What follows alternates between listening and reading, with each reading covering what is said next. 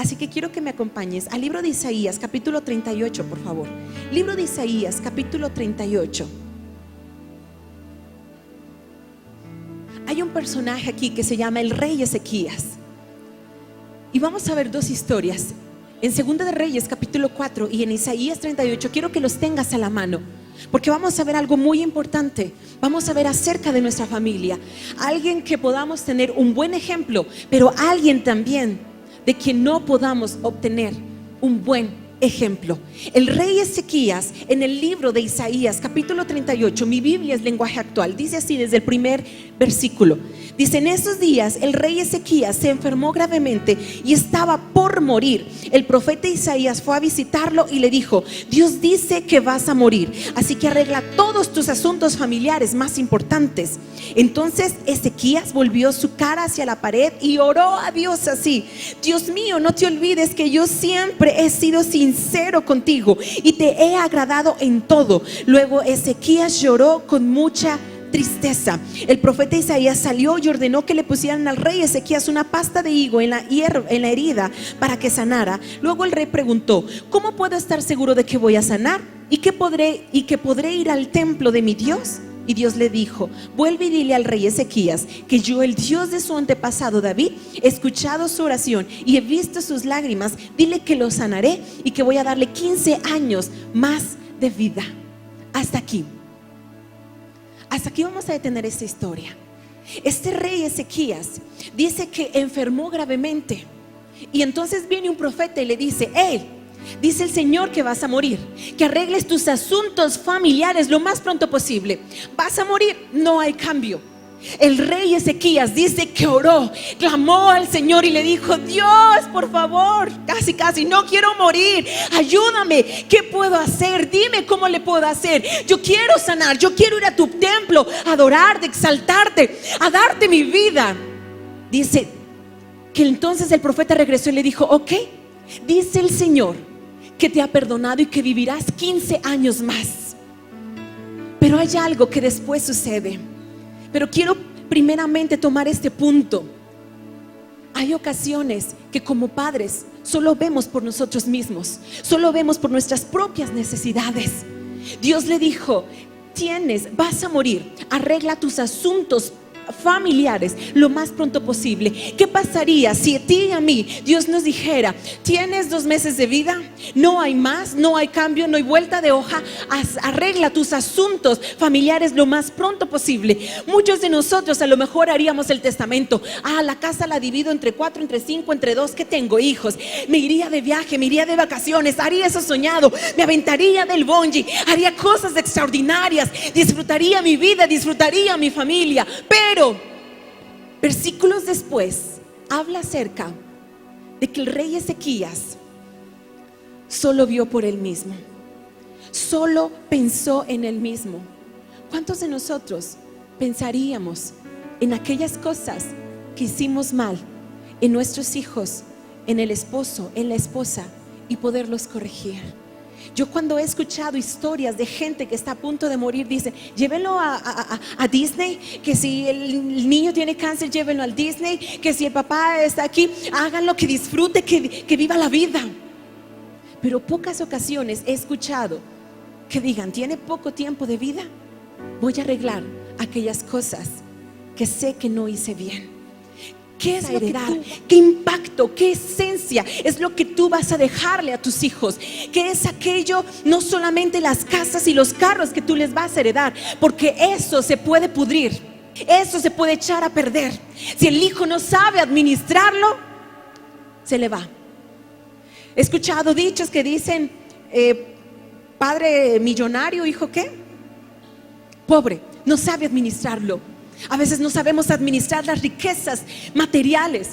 Pero ¿qué es lo que pasa si tú y yo podemos darle una gran herencia a nuestros hijos, una gran genética a ellos? No solamente hablo de casas, sino de valores, de pensamientos, de forma de pensar, de ver la vida, algo más valorable, algún tesoro más grande que las simples casas y el simple dinero. Que podamos transmitirle. Si tuvieras 2 meses de vida, ¿qué es lo que harías? ¿Vivirías tu vida o te enfocarías en tu familia?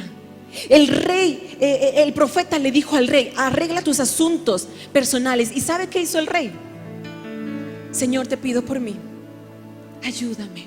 Y dice que el rey oró y Dios le dio 15 años más de vida. Escucha lo que pasa después.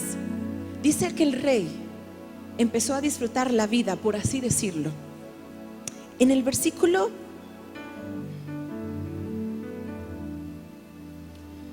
esta Biblia no me gusta porque luego no trae los versículos bien, pero más o menos como por el versículo 7, 8, dice: luego de recuperarse de su enfermedad, el rey Ezequías escribió lo siguiente. Habla acerca de dice: tú, mi Dios, me devolviste la salud y me diste nueva vida. Tus enseñanzas son buenas porque dan vida y salud. Sin duda fue para mi bien pasar por tantos sufrimientos. Por tu amor me salvaste de la muerte y perdonaste todos mis pecados. En el capítulo 39, acompáñame al capítulo 39, versículo 1. Dice: Merodach Baladán, hijo de Baladán, que era rey de Babilonia, se enteró de que Ezequías había estado enfermo, así que le envió mensajeros con cartas y un regalo. Ezequías les dio la bienvenida y les mostró todos los tesoros del palacio, el oro y la plata, los perfumes, los aceites finos, las armas. Voltea mi cara para acá, voltea su cara para acá. Dice que el rey salió de su enfermedad. Nunca se ve. Dios le dijo: arregla tus asuntos familiares. Él no lo hizo. Dice que después de que regresó de la enfermedad, ya salió, se dedicó a vivir la vida, a disfrutarla, a ser él, a decirle: Señor, a lo mejor no estaba mal en adorarle, en servirle a Dios, pero no puso su mirada ni su atención sobre sus hijos, a lo mejor sobre su esposa, simplemente se enfocó en él. Y dice que en una de esas llegó Balad, Adán, y que no recuerdo esos nombres.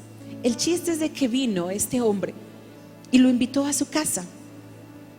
Babilonia, después los judíos, tiempo después, los judíos vienen siendo entregados a Babilonia, quedan esclavizados.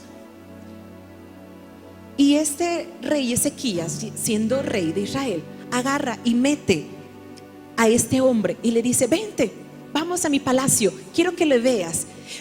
Le enseña, dice, los perfumes, los aceites, las cosas extraordinarias, el oro que tiene, todas las cosas que tiene, se las enseña. ¿Sabe a quién?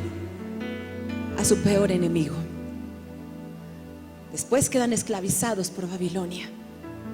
Y sabes, hay ocasiones que pasa lo mismo contigo y conmigo. Entra el enemigo y le presentamos a toda nuestra familia. Él no cubrió nada. El rey Ezequías no cubrió nada. Pudo haber dicho: muchas gracias por venirme a visitar, ya estoy mejor, estoy muy bien. Pero dice que comenzó a ver las partes de su casa y le mostró todo. Se lo mostró y le dijo: mira todo lo que tengo. A su enemigo. ¿Cuántas ocasiones le hemos dicho lo mismo a Satanás? Y nos alegramos de lo que tenemos, del hijo, de la hija, del esposo, de los padres, todo lo que tenemos, pero no lo cubrimos. Se lo mostramos al enemigo, no lo cubrimos. ¿Y a qué me refiero con cubrir? En cubrirlos en oración, en cubrir sus vidas en intercesión, interceder por nuestros hijos. Viene el enemigo y se los ofrecemos: aquí está, no me hagas nada. Y vemos solamente por nosotros mismos. No cubrimos a nuestros hijos en oración. Recuerdo que la última plaga en Egipto, ¿qué fue lo que Dios mandó a hacer al pueblo de Israel? ¿Alguien se acuerda? Poner sangre sobre el dintel, para que no entrara y no matara al primogénito, para que no hiciera nada en contra de la familia. Sabes, esa sangre está derramada en tu casa, esa sangre está cubriendo tu familia. O cuando viene el enemigo, toca tu puerta, tú le abres la puerta y permites que entre, que vea tus debilidades, que conozca las flaquezas, y entonces por ahí el enemigo se mete y destruya todo lo que tú tienes. ¿Por qué? Porque no cubrimos nuestra casa, no cubrimos nuestra familia en oración. Oramos por nuestras necesidades como padres. A veces somos egoístas. ¿Por qué? Porque nos importa el trabajo para entonces resolver las necesidades económicas de nuestra casa. Y eso es lo que en muchas ocasiones nos importa más. Señor, mira mi trabajo, Señor, mira esto, Señor, mira el otro. Y solamente nos preocupamos a veces por las cosas más materiales que realmente por nuestra casa, por nuestra familia, por cubrir a nuestros hijos. Quiero preguntar, y no me conteste, ¿cuántos de ustedes, cada que sus hijos van a la escuela, van al trabajo, van al estudio, oran por ellos y con ellos? Mire, yo no vengo a vanagloriarme ni a decirle que yo soy perfecta, porque soy más imperfecta que usted. Pero hay algo que he aprendido a hacer. ¿Por qué? Porque mi hijo el mayor me ha costado mucho. Y a veces me he puesto a pensar, digo, me costó desde que lo tenía en el vientre. No lo pude sacar ni normal, porque me tuvieron que abrir la panza, porque venía enorme mi hijo, 4 kilos, 57 centímetros. Era un bebesote, grandísimo. Desde el principio, desde que quedé embarazada, fue muy difícil con él. Cuando ha crecido, ahora mi hijo tiene 8 años y siempre nosotros decimos, Arturo y yo decimos, mi hijo Manuel es un adolescente de 8 años. ¿Por qué digo adolescencia? Porque es una etapa muy difícil como padres lidiar con la adolescencia. Y me ha costado a mi esposo y a mí moldear la vida de nuestro hijo Emanuel para bien. Y cada mañana que vamos a la escuela, Emanuel podrá estar enojado, Emanuel podrá estar cansado, Emanuel tendrá mucho sueño, pero cuando vamos de camino de la casa a la escuela, oramos. Y a eso no se interpone, a eso él no dice, ay no mamá, para todo me dice no, pero a eso no me dice no. Emanuel, vamos a orar. Señor Jesús, repite después de mí. Señor Jesús, bendice mi escuela, bendice mi corazón. Señor, te amo. Hago que declare que ame al Señor. Hago que declare que adore al Señor, que su vida es para Él. ¿Cuántos de nosotros oramos por ellos y con ellos? Ahí los estamos cubriendo, con nuestro esposo o con tu esposa. ¿Cuántos de ustedes oran por ellos o con ellos?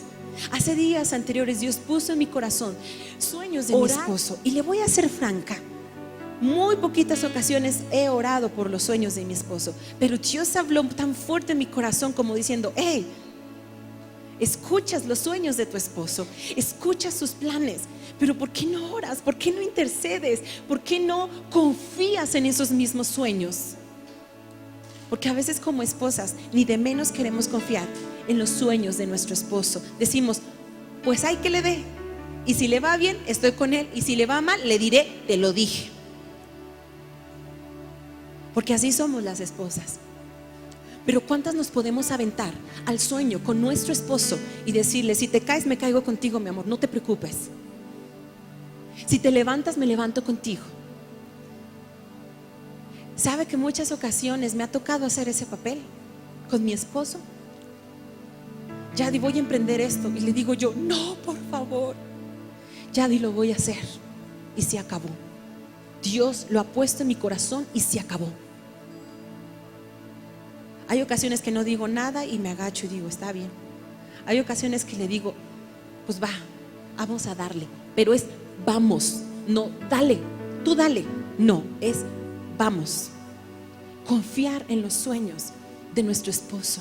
Ahora, si tú crees que no es el sueño de parte del Señor, entonces ora. Ay, Señor, ese sueño que Él tiene, no, yo digo que no. Porque a veces las mujeres somos así de, yo percibo, yo siento, yo como que mi corazonada es no. Y solamente desilusionamos el corazón de nuestro esposo. Pero cuántas mejor podemos callar, no decir nada y orar al Señor y decirle, Dios, si ese es el sueño que tú has puesto en su corazón, lo voy a apoyar.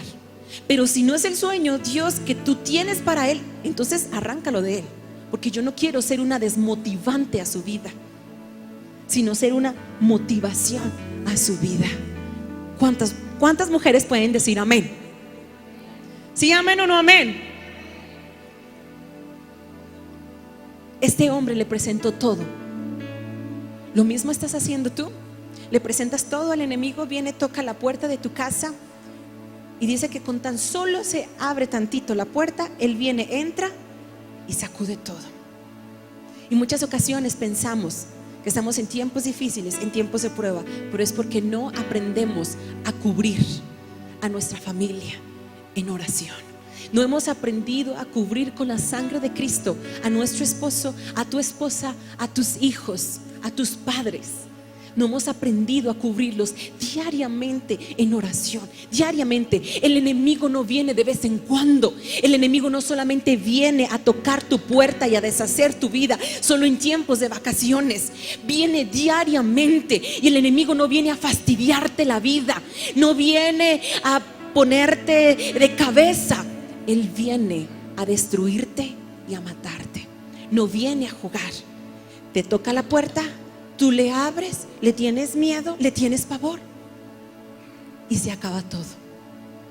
¿Cuántos podemos aprender a cubrir a nuestros hijos, al esposo, a la esposa, a nuestros padres diariamente en oración? Diariamente. El enemigo viene diariamente. ¿Cuántos podemos hacer lo mismo? Cubrirlos, no solamente orar y ver por nuestras necesidades. Es que me duele aquí, es que me duele allá, es que tengo que hacer esto, es que tengo que trabajar, es que tengo que suplir, es que la deuda, es que el compromiso, es que aquí, es que allá. Y toda la vida pareciera que se enfoca en mí. Todas las dificultades pareciera que solamente las vivo yo. Pero no nos está importando realmente lo que está pasando a nuestros hijos. Mire, le voy a decir algo que a lo mejor le va a doler. Y a lo mejor puede que tenga razón y puede que no tenga razón. Póngalo usted en duda. Pero yo me he puesto a pensar en cada divorcio que hay en este planeta. Dicen, los más afectados son ¿quiénes? Y según los padres dicen, es que me duelen mis hijos. En cada divorcio, en cada separación, me duelen mis hijos. Les te voy a decir una cosa: si realmente te dolieran tus hijos, aprenderías a perdonar los errores y las equivocaciones, no de tus hijos, sino de tu esposo. Aprenderías a amarlo con sus errores, con sus no buenas virtudes. Aprenderías a amar, a ser tolerante con la pareja que tienes, para entonces no dañar a tus hijos. Porque decimos que pensamos en ellos, pero mentira, pensamos en nosotros. En que yo ya no quiero estar con él, en que él ya no quiere estar con ella, en que prefiero mi estabilidad, mis emociones, mi vida. Y te das cuenta que somos tan egoístas. En solamente yo, en solamente en mí, en lo que yo pienso, en lo que yo siento. Me importan los demás, pero no es cierto, porque si no, entonces actuarías para bendecir y beneficiar a los que tienes a tu lado, a tus hijos. Y muchos de nosotros tenemos carencias, tenemos traumas. ¿Por quiénes? ¿Por quiénes? Por nuestros padres. Porque actuaron de una forma incorrecta que vino a perjudicarnos, y hasta el día de hoy tenemos, a lo mejor ya no nos duele esa herida, pero esa herida fue marcada. Lo mismo entonces vas a hacer tú. Pregunta de oro: ¿lo mismo vas a hacer tú? Y sigamos adelante. En el libro de Segunda de Reyes, por favor, capítulo 4. Segunda de Reyes, capítulo 4. Ya se me perdió Reyes. Segunda de Reyes, capítulo 4. Hay una mujer que dice que servía, su esposo servía al servicio de Dios, estaba al servicio de Dios. Muere su esposo, y escucha bien, Segunda de Reyes capítulo 4. Dice, una mujer que había estado casada con un profeta le dijo a Eliseo. ¿A quién le dijo? Dice, mi marido estuvo siempre al servicio de Dios y de usted. ¿A quién estuvo el servicio el marido? Al servicio de Dios. Era un hombre que adoraba a Dios. Y de usted dice, pero ahora está muerto. Él había pedido dinero prestado, y ahora el hombre que se lo prestó se quiere llevar como esclavos a mis dos hijos. Se quiere llevar como esclavos a mis dos hijos. Eliseo le preguntó, ¿qué puedo hacer para ayudarte? Dime, ¿qué tienes en tu casa? Eliseo le dijo, te voy a ayudar. Te voy a ayudar porque veo que tus hijos van a ser esclavos de aquel en que la deuda está. Dice, y te voy a ayudar. Dime. Y comenzó, dime qué tienes en tu casa. Y esta mujer le contestó, tengo una jarra de aceite. Si Jesús te preguntara, va, tú le dijeras, Dios, mis hijos, mira, están así, de este modo, mi esposo, mi casa, mi familia. Señor, ¿qué puedo hacer? El Señor lo primero que te diría es, dime qué tienes en tu casa que pueda beneficiar o perjudicar a tu familia. ¿Qué hay en tu casa? ¿Qué existe en tu casa? ¿Qué es lo que mora en tu casa? ¿Qué es lo que se huele en tu casa? Amor, paz, paciencia, bondad, benignidad, fe, mansedumbre, templanza, perdón, amor.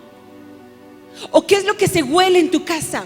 Amargura, rencor, odio, fracaso, pobreza, escasez, maldición. ¿Qué es lo que se huele en tu casa? El Señor diría: dime qué es lo que hay en tu casa, para entonces multiplicarlo de generación tras generación.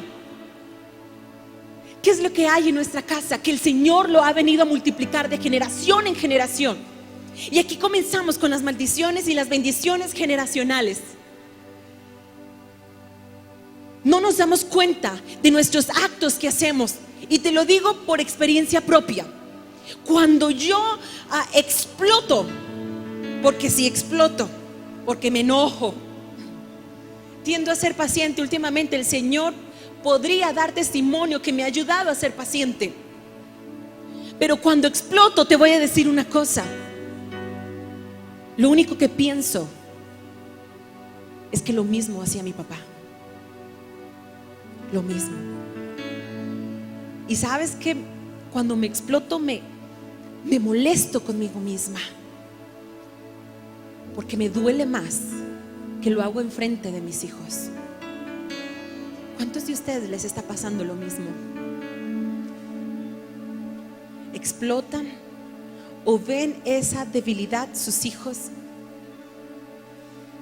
y pasa y es multiplicado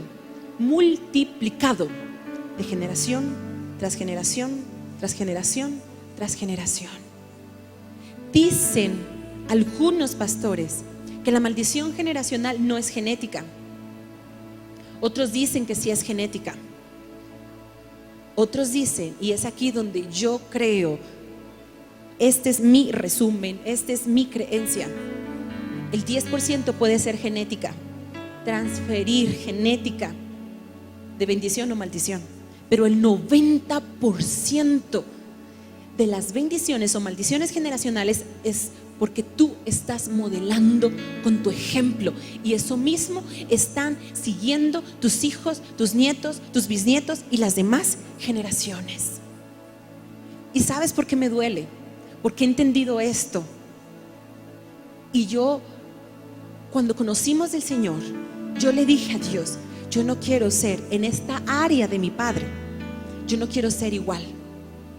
Y cuando exploto, me acuerdo de mis palabras y me las trago, dice.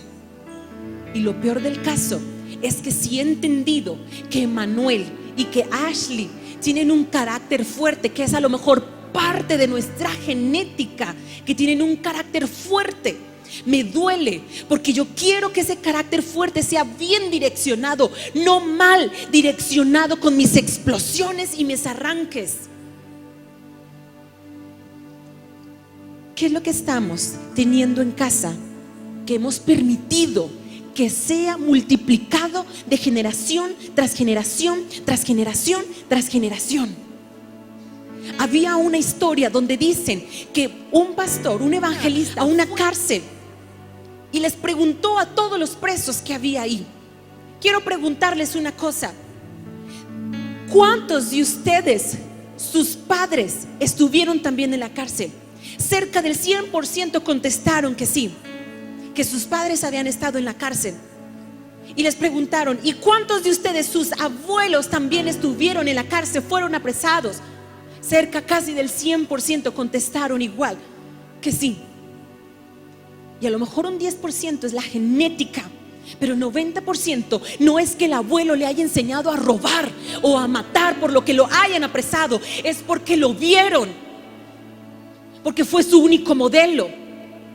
Porque somos unos modelos tan extraordinarios en la vida de nuestros hijos, que desde pequeño absorben no nuestras palabras, sino nuestra esencia, lo que somos. Ellos es lo que toman, lo que chupan, lo que huelen, lo que se les transfiere. No es que el padre le ha enseñado a ser rateros, Y por eso ahora el hijo sigue estando en preso. No es que a lo mejor el hijo le va a enseñar a robar a su otro hijo, sino porque la esencia la estamos pasando. Dice en el libro de Ezequiel, vamos al libro de Ezequiel, acompáñame, esto es muy importante. Esto es muy importante. Ezequiel capítulo 18, por favor. Ezequiel, búsquelo, está después de Isaías, Jeremías. Isaías, Jeremías. ¿Ya lo encontró? ¿Todos lo encontraron? Necesito que todos lo encuentren. Todos. Porque esto es muy importante. Ezequiel capítulo 18, versículo 19. Ezequiel capítulo 18, versículo 19. Mi Biblia, el lenguaje dice así. Dice, tal vez ustedes me pregunten, Dios le estaba diciendo a los israelitas, escucha bien lo que Dios les dijo a los israelitas. Voy a leer la que está aquí arriba. Dice, y si dijereis, ¿por qué el hijo no llevará el pecado de su padre? Porque el hijo hizo según el derecho y la justicia, guardó todos mis estatutos y los cumplió, de cierto vivirá. Escucha lo que dice mi Biblia, el lenguaje actual. Dice, tal vez ustedes me pregunten, ¿y por qué no es castigado el hijo por los pecados del padre? Muchas ocasiones hemos pensado que si el hijo la paga, el padre la hizo, ¿el hijo qué? La paga. Y escucha lo que, porque a veces decimos, es que el padre se portó mal, por eso el hijo salió así. Y escucha lo que Dios dice. Versículo 19 dice, tal vez ustedes me pregunten, ¿y por qué no es castigado el hijo por los pecados del padre? No es castigado el hijo por los pecados del padre, por lo que nosotros hicimos, ellos no vivirán las consecuencias. ¿Por qué? Dice Dios, y yo contesto, porque el hijo llevó una vida recta y justa. Hasta aquí se rompe una maldición generacional. No por genética, por nuestro ejemplo, por nuestros hechos. Hasta aquí se rompe. Si tu abuelo, por ejemplo, nosotros ya como adultos tenemos un padre, por ejemplo, voy a poner mi ejemplo para que no diga que la agarro contra usted, ni lo digo por usted. Voy a poner mi ejemplo. Si mi padre era un explosivo y todos los días explotaba, se enojaba, porque él tendía a ser así. Él, creo que no teníamos comunicación con él, eran enojos. Antes de conocer del Señor, después de conocer del Señor le costó, pero cambió. Antes de conocer del Señor era todos los días ver enojado a mi padre. Pero no por eso ahora yo nací con esa misma maldición de vivir enojada cada día y explotar cada día y esto y el otro y aquello. No por eso yo nací así, dice, porque los pecados del padre no serán hechos en la vida del hijo. ¿Por qué? Porque ahora yo decidí no ser igual, dejar de tener esas mismas actitudes. Ahora tú me dirás, híjole, es que ya comenzamos difícil. La comenzamos difícil, no. Porque si crees que es difícil cambiar tus actitudes, tus pensamientos y tus hechos, entonces me estás diciendo que tienes un Dios pobre. Entonces me estás diciendo que tienes un Dios que no es poderoso. Pero si tú dices, es cierto, mi padre hizo esto, tuvo estas malas actitudes que ahora yo lo veo en mí, que digo, no me gustan, ¿cómo las quito? Fácil, déjalas de hacer. Así, déjalas de hacer. Deja de pasar esa maldición generacional y siendo multiplicada de generación tras generación tras generación. Mi padre era explosivo, ahora yo soy explosivo, ahora Emanuel va a ser explosivo. No, porque hasta aquí se rompe. Porque yo no voy a permitir más en que se pase esa maldición generacional. Porque yo he declarado y he tomado la decisión de no ser explosiva, de no tener esa misma actitud, de decir hasta aquí, no más. Yo no voy a ser igual. Con la ayuda de Dios he dejado de hacer ciertas cosas que mis padres tuvieron errores, pero con la ayuda de Dios Él me va a dar la sabiduría para tener buenos actos, buenas actitudes, buenas palabras que puedan ser multiplicadas de generación en generación en generación. A mí no me gustaría ver que mi hijo Emanuel, el día que se case, hablando de matrimonio, que mi hijo Emanuel, su esposa le diga: ay, vete por allá, no me interesas. Ay, no me gusta. Ay, no confío en ti. Ay, tus sueños. Ay, sí, tus sueños feos. Ay, sí, tú tan raro. A mí no me gustaría que mi hijo Emanuel le hiciera eso a su esposa el día que él se case. Por eso entonces, ¿quién tiene que corregirse? ¿Quién? Yo, como mujer. A mí no me gustaría que mi hija Ashley se portara y tuviera un mal carácter, una mala decisión con su esposo, con sus hijos. Pero si yo no quiero ver eso, entonces tiene que comenzar por mí. Si yo no quiero ver a mis hijos siendo gruñones, no lo hagas tú. Si yo no quiero ver a mis hijos siendo unos asesinos, unos rateros, no lo hagas tú. Si yo no quiero ver a mis hijos adúlteros, fornicarios, no lo hagas tú. Si yo no quiero ver a mis hijos que sean unos flojos, unos fracasados, no lo hagas tú. Si yo no quiero ver a mis hijos que no amen a Dios, no lo seas tú. Si yo no quiero ver a mis hijos que no amen a su prójimo, que no perdonen, que no honren a sus padres, que sean chismosos, mentirosos, alcohólicos, drogadictos, pornográficos, no lo hagas tú. Hay cosas que yo sé que seguimos batallando, pero que es tiempo de que tú y yo lo paremos, de que no permitas que siga siendo transmitido de generación en generación. A mí Dios me ha hablado, espero que Dios a ti te haya hablado, porque son cosas que dejamos que se transmitan. No es que esa maldición cayó a nuestra casa y se sigue, no, mentira, porque uno tiene el poder de Dios para parar eso. Mentira si creemos que el diablo nos dejó que se transmitiera de generación en generación. Es que el diablo, no, el diablo no tiene la culpa, pobrecito. No le eche la culpa de todo. Somos nosotros. ¿Hasta dónde vamos a parar? ¿Será entonces que ellos se armen de valor y dijera, un dicho mexicano, se faje los pantalones para decir yo no hago lo mismo que mi padre hizo? ¿O nosotros seremos los que nos fajemos los pantalones con el poder de Dios y decir hasta aquí, no más? Mi padre fue explosivo, yo no lo soy. Mi padre fue alcohólico, hasta aquí, no más, yo no lo soy. Y hay un punto importante más. Sigamos en el versículo 19, una vez más, donde estábamos en Ezequiel capítulo 19. Dice: tal vez ustedes me pregunten, ¿y por qué no es castigado el hijo por los pecados del padre? Y yo contesto: porque el hijo llevó una vida recta y justa y obedeció todos mis mandamientos. Ese hijo merece vivir. Ni el hijo tiene que ser castigado por los pecados del padre, ni el padre tiene que ser castigado por los pecados del hijo. Solo morirá la persona que peque. Quien haga lo bueno recibirá lo que merecen sus buenas acciones. Quien haga lo malo recibirá lo que merece su maldad. Quiero que me acompañes ahora al libro de Deuteronomio capítulo 6, por favor. Deuteronomio capítulo 6, capítulo 6, versículo 4.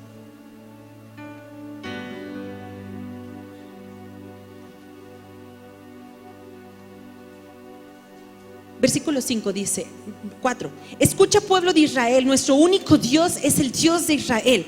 Ama a tu Dios con todo lo que piensas, con todo lo que eres y con todo lo que vales. Apréndete de memoria todas las enseñanzas que hoy te he dado y repítelas a tus hijos a todas horas y en todo lugar, cuando estés en tu casa o en el camino y te levantes o cuando te acuestes. Repite a tus hijos todas las enseñanzas que hoy te he dado. Repítelas a tus hijos a todas horas. ¿A qué horas? Y en todo lugar. ¿En qué lugar? En todo lugar. Cuando estés en tu casa, cuando estés en el camino, cuando te levantes y cuando te acuestes. Capítulo 7, por favor. Y versículo 12. Deuteronomio, dele la vuelta nada más en el capítulo 7, versículo 12. Dice: si ustedes cumplen siempre todas estas enseñanzas, Dios también, que hizo con nuestros antepasados, me perdí. Si ustedes cumplen siempre todas estas enseñanzas, Dios también cumplirá las buenas promesas del pacto que hizo con nuestros antepasados. Si son obedientes, Dios los bendecirá, lo amará y los convertirá en un gran pueblo. A los hijos de ustedes los hará felices y les dará mucho trigo, mucho vino y mucho aceite. Además hará que tengan muchos ganados en la tierra que les prometió a nuestros antepasados. ¿Cuántos de nosotros estamos enseñando a nuestros hijos a que dejen de pecar y obedezcan a Dios? Y obedezcan a Dios. ¿A qué es pecado? Escucha lo que dice que es pecado. Si lo quieres anotar, anótalo, y si no, grábatelo. Es iniquidad y maldad. En el diccionario bíblico dice es darle la espalda a Dios. Eso es pecado, darle la espalda a Dios. Cuando Dios te marca en los primeros 10 mandamientos: ama a tu Dios con todo tu corazón, con todas tus fuerzas, y a tu prójimo como a ti mismo. Y muchos de nosotros comenzamos por el primero a fallar. Pero cuando comenzamos y decimos: no, ¿por qué tengo que amarlo si me rechaza? ¿Por qué tengo que amarlo si me hirió? Si me dolió lo que me hizo. Estamos comenzando a pecar, a darle la espalda a Dios y decir: yo no lo hago lo que tú me pides. Estamos comenzando a pecar cuando nosotros dejamos de honrar a nuestros padres. Comenzamos a pecar cuando decimos, cuando mentimos, cuando chismorreamos. Eso es pecado. Si tú te acuerdas en Segunda de Reyes, esta mujer que se le murieron sus 2 hijos, dice que comenzó el deudor a pedirle a sus hijos para que fueran ¿qué? Para que fueran esclavos. Quiero que me acompañes otra vez de nuevo al libro de Isaías, capítulo 39, versículo 5. Y con esto voy a finalizar. Isaías capítulo 39, versículo 5. Mi Biblia es lenguaje actual. Y escucha bien, con esto termino. Dice: entonces Isaías le dijo, ¿se acuerdan? Voltéeme su carita acá tantito. ¿Se acuerda que le dije que en esta historia el rey Ezequías permitió que entrara este babilonio a su casa y le mostró sus joyas y le mostró todo a su meritito enemigo? Yo creo que para él alzarse y decirse: ¿ya ves qué grande soy? Tú jamás vas a poder conmigo. No lo sé, a lo mejor simplemente fue ego, simplemente fue amabilidad. Puede ser, pero escucha lo que le dice el profeta a Ezequías. Le dice, versículo 3, dice: entonces el profeta fue a Isaías, fue a verlo y le preguntó: ¿y esa gente de dónde vino? ¿Qué te dijeron? Ezequías respondió: vinieron de Babilonia, que es un país muy lejano. Isaías le preguntó: ¿y qué vieron en tu palacio? Ezequías contestó: pues todo, le mostré todo lo que tengo en mi palacio y en mis bodegas. Casi Isaías le dijo: qué bruto. Y escucha lo que le dice Isaías a Ezequías. Le dice: escucha este mensaje de parte de Dios. En el futuro, todo lo que hay en tu palacio será llevado a Babilonia. Serán llevado todo lo que juntaron tus antepasados hasta el día de hoy. No va a quedar nada. También algunos de tus hijos se los llevarán a Babilonia y ahí los harán esclavos. ¿Qué harán los hijos de Ezequías? Esclavos. Y no les permitirán tener descendientes. Si usted le dijeran una noticia así, ¿qué pasaría por su mente? ¿Qué pasaría por su corazón? ¿Actuaría o no actuaría? A tus hijos se los van a llevar esclavos. ¿Cuántos de nosotros estamos permitiendo que no se los van a llevar esclavos, sino estamos permitiendo que sigan siendo esclavizados por un pecado que a lo mejor nosotros mismos permitimos que pecaran? Mi abuelo pecó, yo también pecó. ¿Cuál es el problema? Mi hijo ahora peca. Híjoles, pues ya ni modo. ¿Lo estamos permitiendo? ¿Estamos permitiendo que nuestros hijos sean esclavizados al pecado? ¿Que le den la espalda a Dios? ¿Estamos permitiendo en qué área? Y escucha lo que termina diciendo. Versículo 8. Ezequías pensó, fíjese lo bonito que pensó Ezequías, y lo digo burlonamente. Fíjese lo bonito que pensó Ezequías, que por lo menos vivirían seguros y en paz mientras él fuera rey. Mientras él fuera rey. Así que le respondió Isaías: si así lo quiere Dios, está bien. Te voy a decir una cosa, qué tonto. Le dijeron: tus hijos se los van a llevar esclavos a Babilonia. Dice el rey Ezequías: pues mientras yo viva no les va a faltar pan y agua a los muchachos. Ya después pues que se compromiso hacia Dios, el no adorarle, el no amar a Dios. ¿Dónde están tus agallas para sacar a tus hijos de la esclavitud? Cuando estamos viendo que nuestros hijos están fornicando, están teniendo relaciones sexuales antes del matrimonio, o a lo mejor están adulterando, o a lo mejor están en algo más simple, más sencillo. ¿Dónde están nuestras agallas como padres para sacar a nuestros hijos de la esclavitud? O decimos, nos hacemos de la vista gorda, con la vista flaca o gorda, nos hacemos ciegos. Decimos: bueno, pues mientras yo esté, yo los apoyo, yo los ayudo. El día que yo muera, que se rasquen con sus propias uñas. Ayudamos y beneficiamos a nuestros hijos hasta cierto punto, pero no los hacemos que luchen, que se levanten, que trabajen.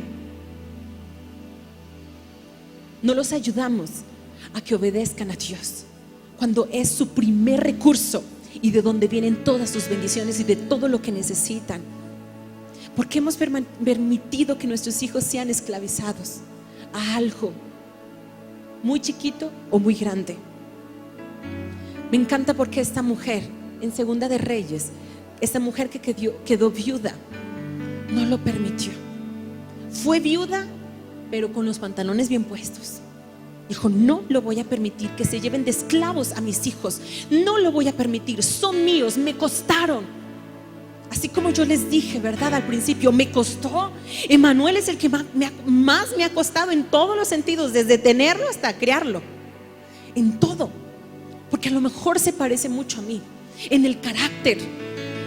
Y chocamos, Emanuel y yo chocamos. Luego hasta mi esposo dice: ya bésense, dese un beso y ya cálmense, relájense. Porque yo le digo una, él me contesta la otra, yo le digo otra y él me dice otra, y así no la podemos pasar casi una hora. Mi esposo dice: ya cállense, bésense. Me ha costado. Pero ¿cuántos de nosotros como padres hemos permitido que sean esclavizados a cierta cosa que vieron en nosotros? Porque no es que alguien se los enseñó. No, señoras y señores, nadie les enseñó a nuestros hijos a pecar. No solamente viene, es que tenemos ya nuestra genética el pecado. No, es que lo vieron en nosotros. Lo vieron en nosotros, que vieron en nosotros, que ellos lo siguen retransmitiendo. ¿Y en qué momento? Pero yo ni le enseñé. No se lo enseñaste, no falta. No es necesario que se lo enseñes. Es la esencia que tú tienes, que ellos mismos chupan, que ellos mismos absorben. Y entonces dicen: pues yo lo hago, no tiene nada de malo. ¿En qué área hemos permitido que nuestros hijos sean esclavizados? En Juan 8:33, por favor, si me ayudas. Juan 8:33. Le dijo Jesús a los fariseos: ningún esclavo se queda para siempre con la familia para la cual trabaja. El que se queda para siempre es el hijo de la familia. Si él así lo quiere, puede dejar en libertad al esclavo. Dice, Jesús les dice: les aseguro que cualquiera que peca es esclavo del pecado. Por eso, si yo, el Hijo de Dios, les perdono sus pecados, serán libres de verdad. Se los repito: les aseguro que cualquiera que peca es esclavo del pecado. Por eso, si yo, el Hijo de Dios, les perdono sus pecados, serán libres de verdad. Hemos enseñado a nuestros hijos a que se acerquen a esa cruz. Hemos entrenado a nuestros hijos a que escuchen la voz de Dios. Mismo Abraham, cuando fue a entregar a Isaac, ¿en qué momento Isaac se negó para hacer ofrenda? Dígame en qué momento. Hubo un momento en el que Isaac dijo: no, papá, no me mates, no, papá. ¿Lo dijo? Te voy a decir una cosa, ¿por qué creo yo? Es una hipótesis. Porque conocía con exactitud el Dios de su padre. Y conocía la voz del Dios de su padre. Conocía la voz de Dios. Y si escuchó en algunas ocasiones, Isaac, que Dios le dijo a Abraham, dame a tu hijo, entonces Isaac no tuvo ni cómo negarse, porque estaba escuchando la voz de Dios, porque conocía el Dios de su padre. ¿Tus hijos conocen tu Dios? ¿O solamente a veces los traemos a la iglesia para que ahí medio les enseñen del Dios al que nosotros medio creemos, o tenemos cierta convicción, o empezamos a creer? ¿Estás entrenando a tus hijos para escuchar la voz de Dios, para obedecer a Dios? No diciéndoles, deja de mentir. No, deja de mentir tú. No les tienes que enseñar a tus hijos con palabrerías y con tanta Biblia. Es hazlo tú. Que respiren lo que tú eres, santidad, bendición, y pueda ser transmitido. Que vean lo bien que tú haces las cosas, las buenas decisiones que tomas, no por lo sabio que eres, sino porque viene una dirección de parte del Señor que te guió a hacer lo correcto.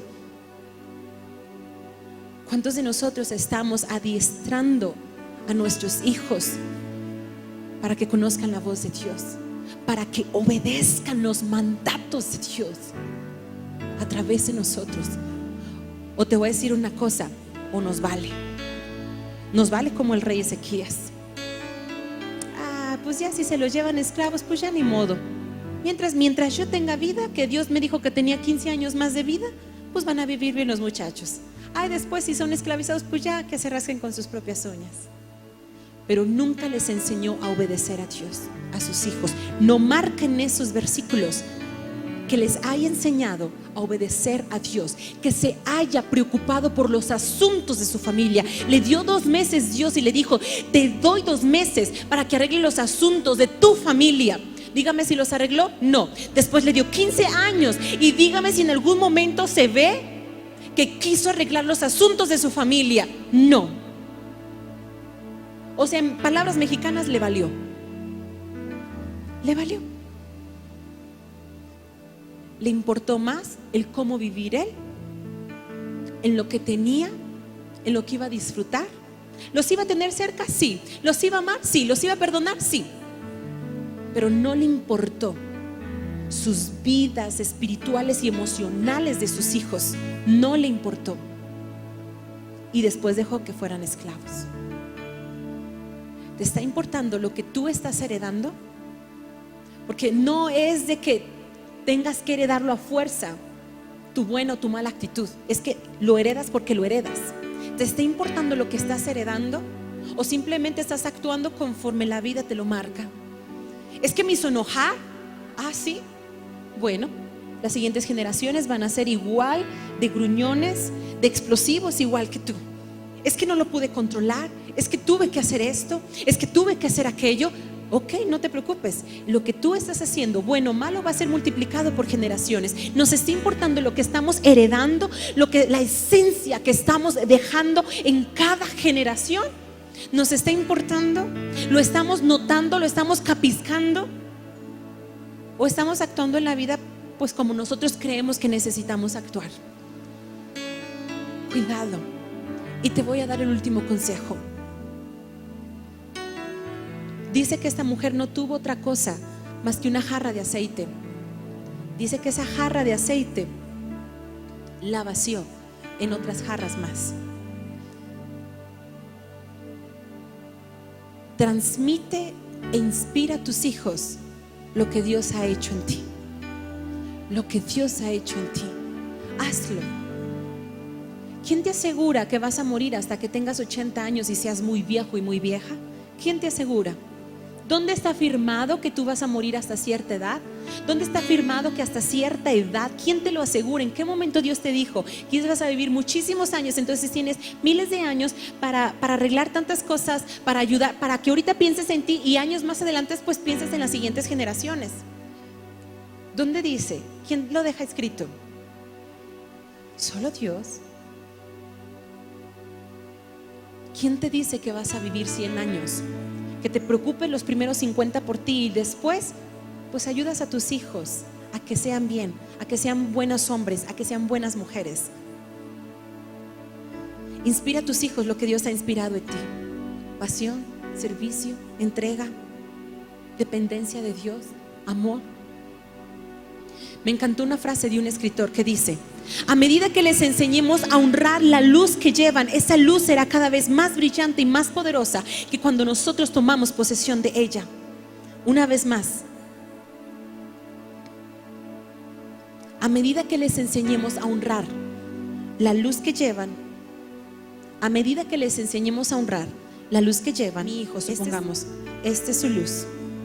A medida que les enseñemos a honrar la luz que llevan, esa luz será cada vez más brillante y más poderosa de cuando nosotros tomamos posesión de ella. Dice que esa luz nosotros se las dimos a ellos, y esa luz tiene que brillar y ser más poderosa. Es la presencia de Dios, es el amor hacia Dios, es la pasión hacia Dios. O les estamos pasando una veladora chiquita, medianita, insignificante. Ten, mijo, ahí si se apaga la luz, pues ahí tú sabes, ¿no?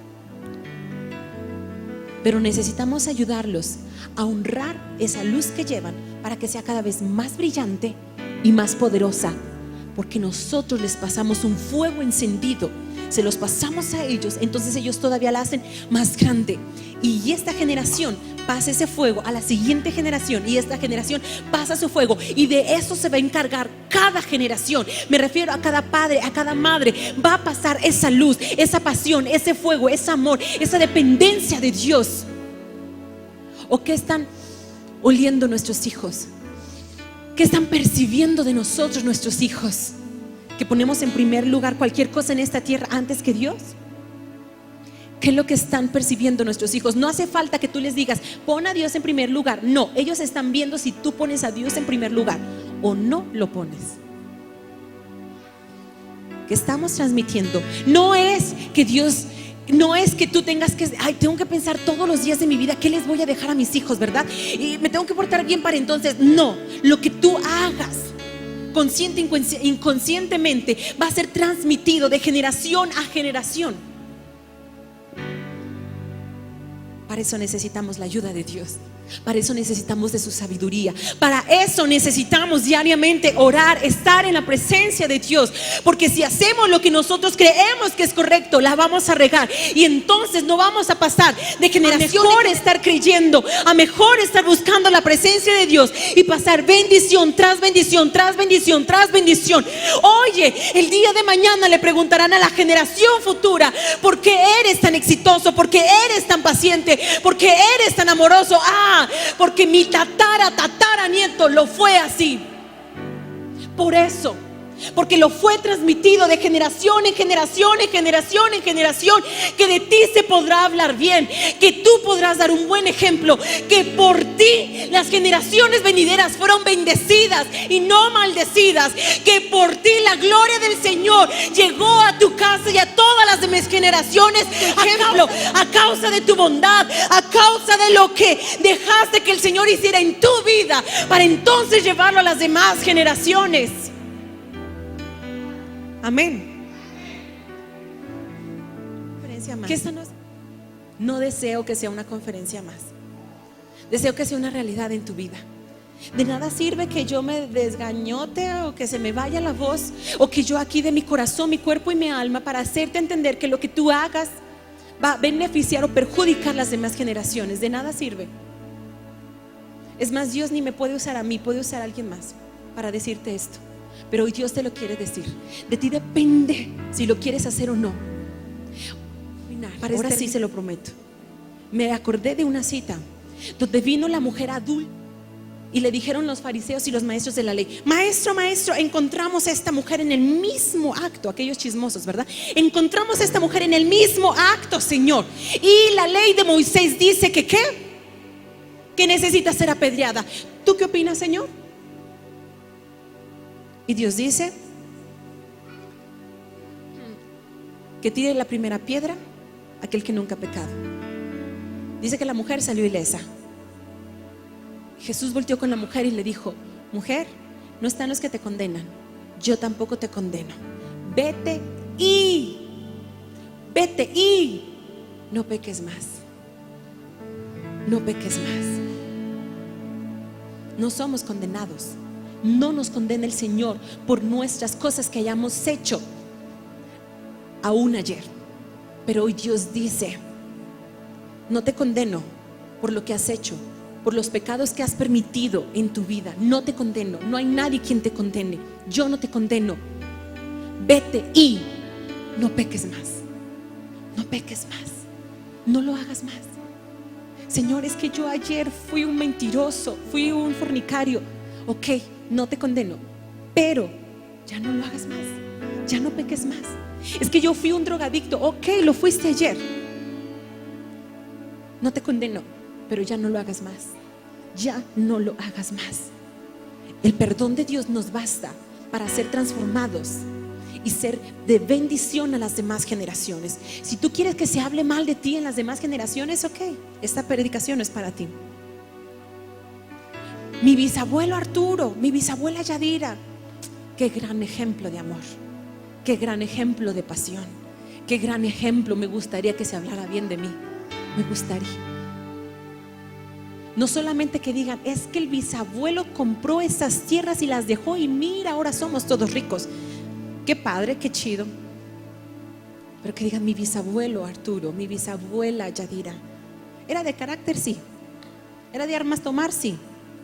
Pero siempre fue amorosa, siempre fue paciente, siempre fue humilde. Y por eso ahora yo soy así, porque me ha dejado un buen ejemplo. ¿Cuántos dicen amén? Aquellas generaciones.